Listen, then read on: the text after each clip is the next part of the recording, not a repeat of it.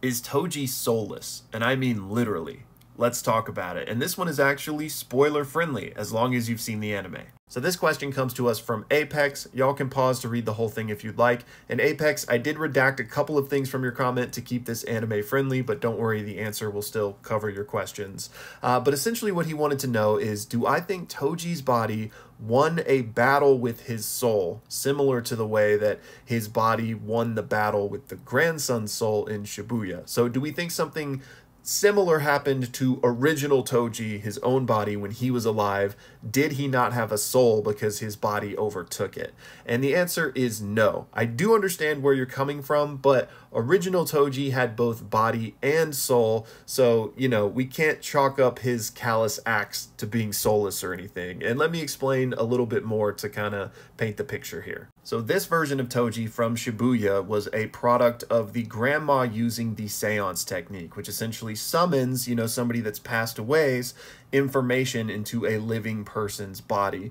And the grandmother can actually summon both the body and the soul with this technique. But in this circumstance specifically, the grandmother chose not to summon the soul and only to summon the body because they thought that meant they wouldn't have to deal with Toji. There would be no tug of war, no battle for the body because they're not summoning Toji's soul. So she specifically didn't do that, but she could have. But the tricky thing was, what's so special about Toji is his heavenly restricted body. So even just summoning the body, Toji still, because he's so built different, was able to wrestle control over the grandson's soul. So in that way, you are correct. He did take over and dominate the grandson's soul, and that's why Toji kind of gained control over everything here and had his agency. However, what's important is that this is not the exact same thing as like living, breathing Toji.